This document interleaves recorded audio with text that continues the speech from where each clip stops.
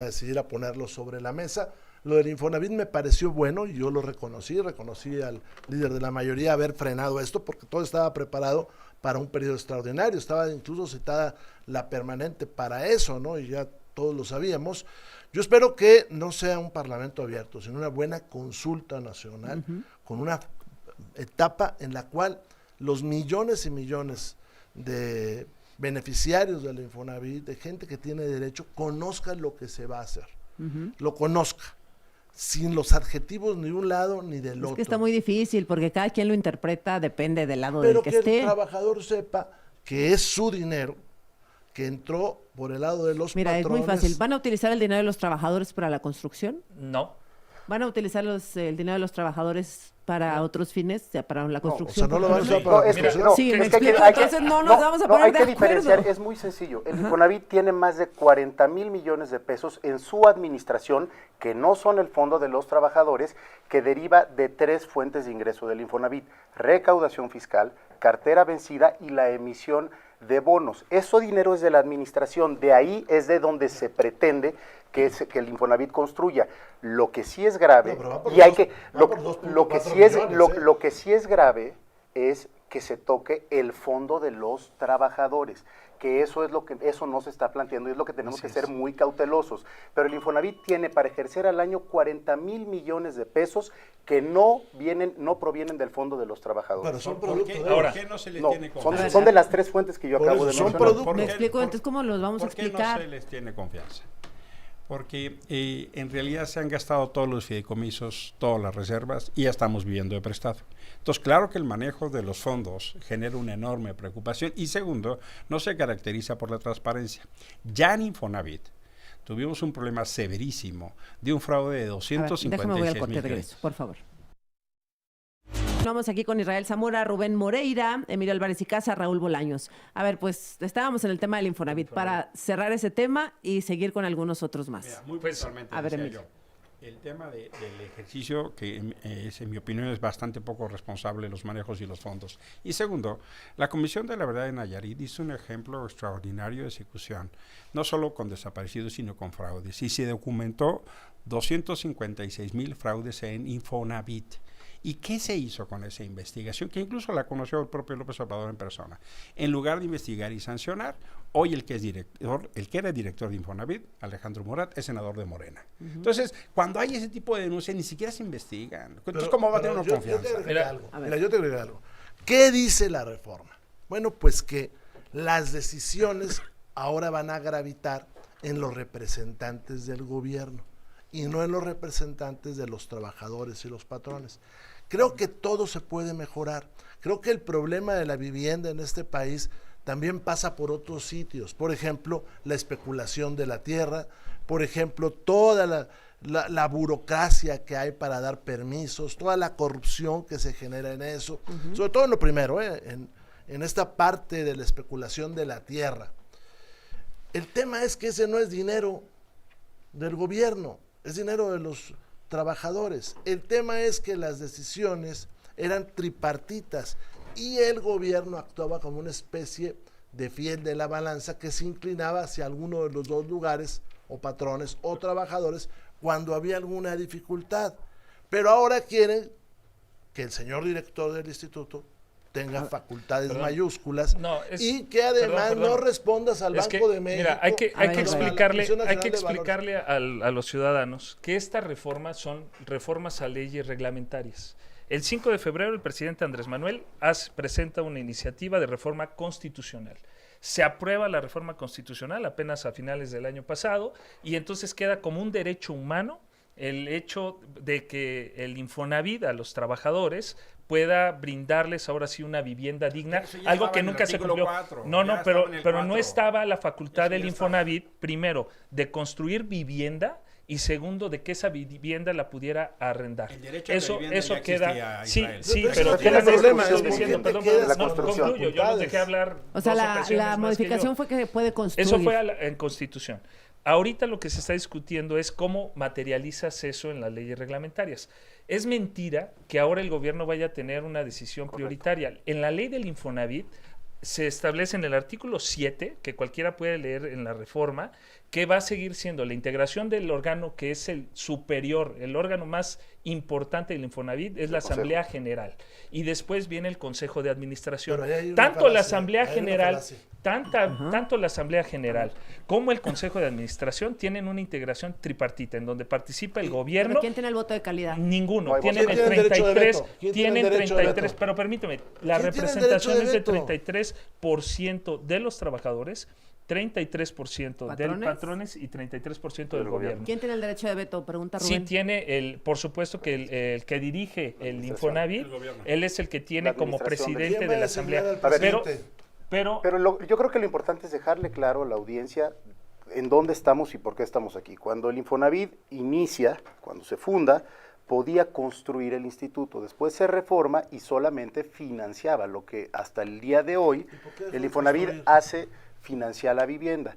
Ahora, ¿qué se pretende? Que el Infonavit vuelva a construir ¿Por qué viviendas. dejó de construir? ¿Cuál es el tema medular de esta discusión? ¿De dónde va a sacar dinero el instituto para construir?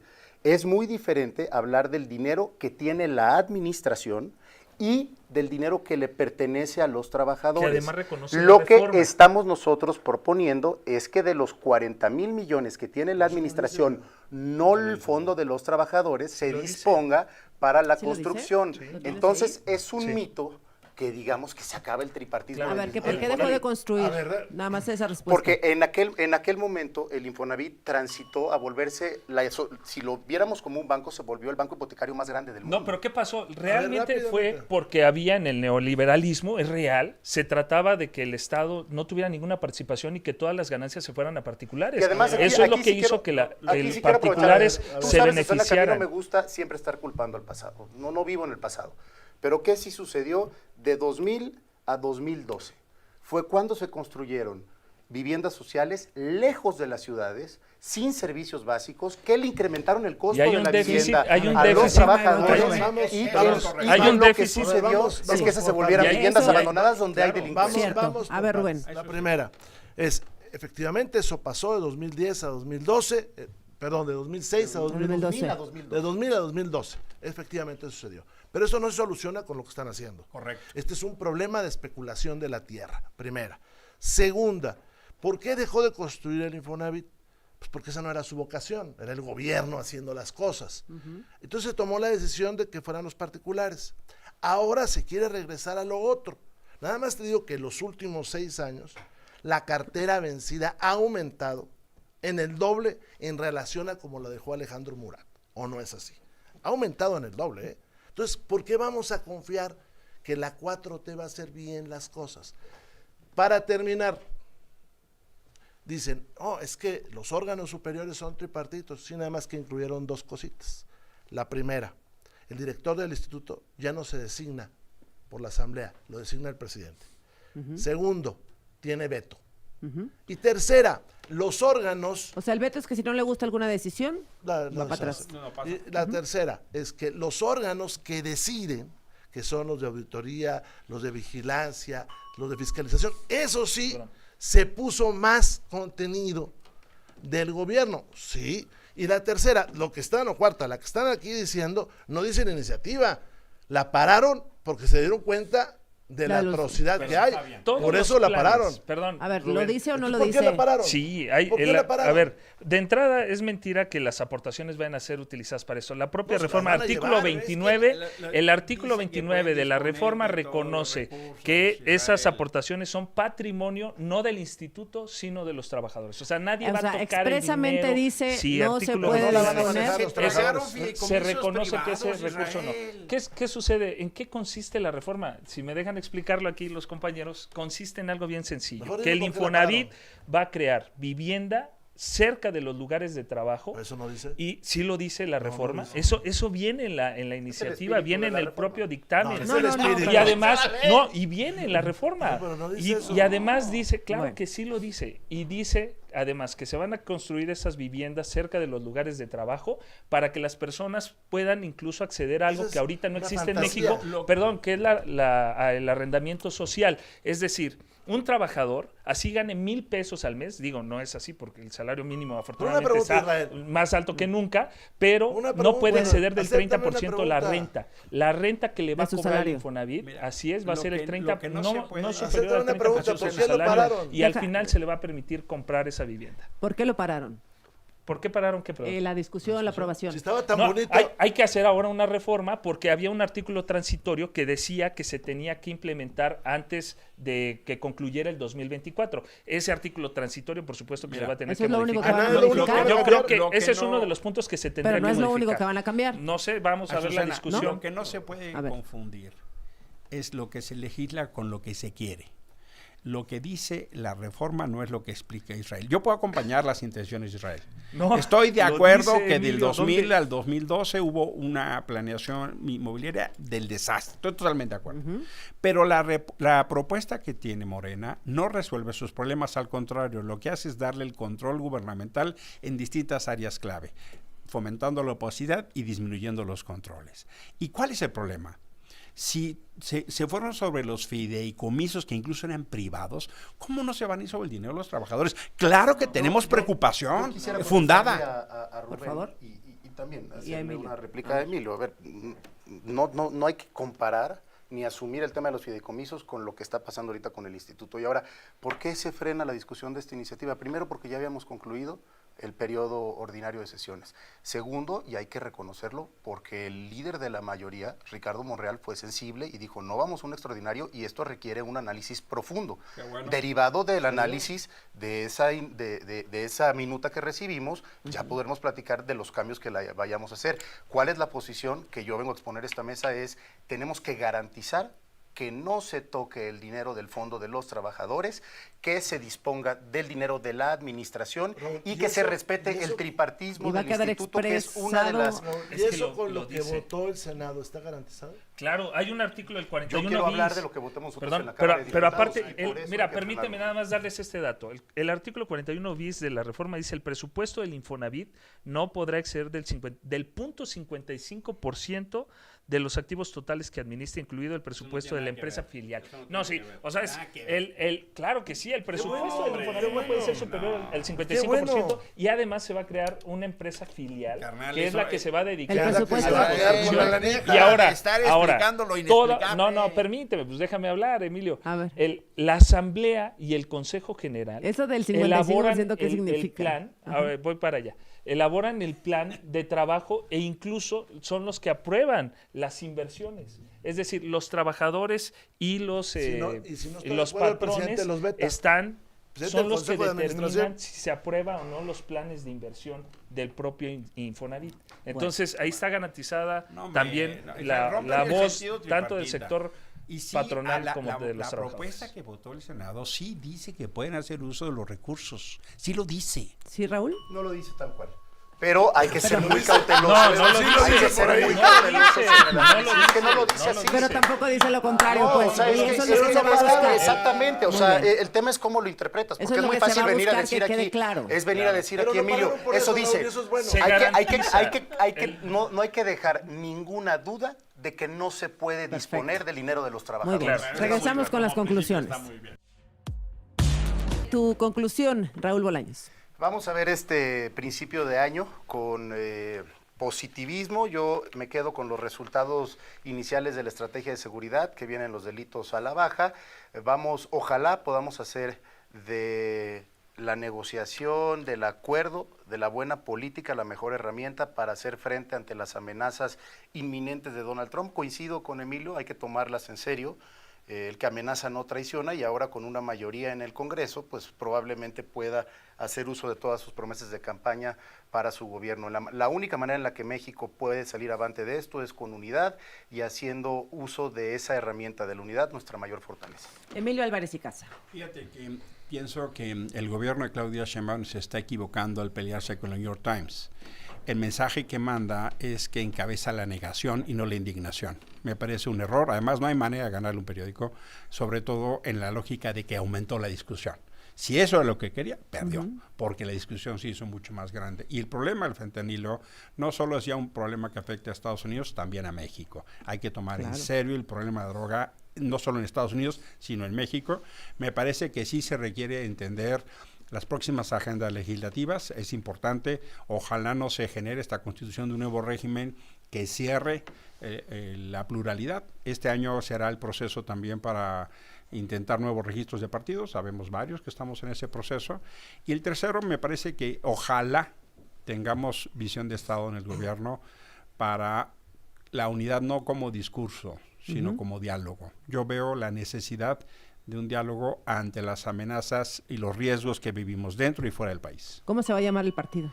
Estamos en la consulta del nombre, estamos justamente en ese ejercicio, la gente está participando, está bien interesante. Rubén Moreira.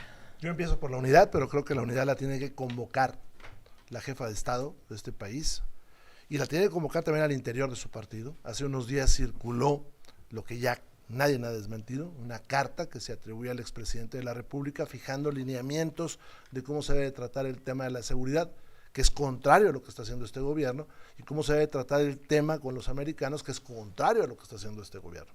Segundo tema, yo he reconocido dos cosas: se está luchando contra el crimen y se está llamando a los gobernadores a esa responsabilidad. Que no me gusta la opacidad, ya demostramos que hay en este momento opacidad. Que no me gusta que se está confundiendo que puedan bajar los homicidios, cosa que yo dudo, a que haya seguridad, porque tenemos enormes espacios de este país en manos de la delincuencia, y si no, pues veamos las notas que salen a cada rato. Tercera, me preocupa la economía del país. El gobierno no tiene dinero, está tratando de echar mano, ya vimos lo del Infonavit, pero está con broncas de dinero. Y te dejo algo, no se ha declarado la constitucionalidad de la reforma del salario mínimo profesional. Esto es el de soldados, policías, médicos, enfermeras y maestros. ¿Y esto por qué es? Porque querían que brincara la aprobación del presupuesto porque no tienen dinero. Me preocupa Pemex y con esto cierro, porque va de mal en peor. Bueno, pues gracias a los cuatro. Aquí Israel nos trajo rosca de Reyes. Sí, una rosca ahí que agradezco a don Pablo Bárcenas de la repostería Hermosa Provincia, que es quien nos envió esta rosca. Bueno, vamos a ver. Hermosa Provincia. Así es. Oye, y está en Tezontle, ahí en Avenida, en Iztacalco, así es. En Avenida Tezontle. Oye, pues está rellena. Así es, está rellena de piñón y adelante. Vamos ahí a la suplencia. La dieta mañana. Oye, se llevó el... yo dije, va a agarrar la concha. Ahí está, ahí te salió. Ahí están los tamales, ahí está. Ahí está, bien. No. Pinta. Así son los de Morena. Yo sí me voy a llevar la concha. ¿Nada, Emilio? Es que agarraste, eso parece una rebanada de pizza. No, me tomé las... Ay, perdóname. Me gusta mucho... Así no tienen que ir en orden, porque el que se le salga el bebé, el niño Dios. Si me toca a mí, una servilleta, por favor. La ventaja es que van a ser tamales oaxaqueños. Bueno, mira, se agarraste un buen pedazo, Raúl. No es cierto. Todos están a dieta. ¿Qué pasa? La dieta empieza. La dieta empieza mañana, Rubén. Órale, a ver. ¿Nada? ¿No? A ver, revisa bien, por favor, Emilio, voto por voto, porque aquí yo no confío. No. Agarraste un pedacito muy delgado para que no te tocara. No tiene. Perdóname, ¿qué es esto? No, Israel, te voy a enseñar aquí cómo se come. Con ganas de que el bebé para que se vea que la máscara igual. Ahí está. Bueno, pero eso, no mustiedad. Ahora y pura concha. Los tamales de Oaxaca aquí, Raúl, que Inspección. No sé. ahí te encargamos los tamales de Oaxaca. Yo los traigo. Tamales oaxaqueños. Bueno, pues gracias. Tamales de Oaxaca. Gracias querido Israel. y feliz año a todos.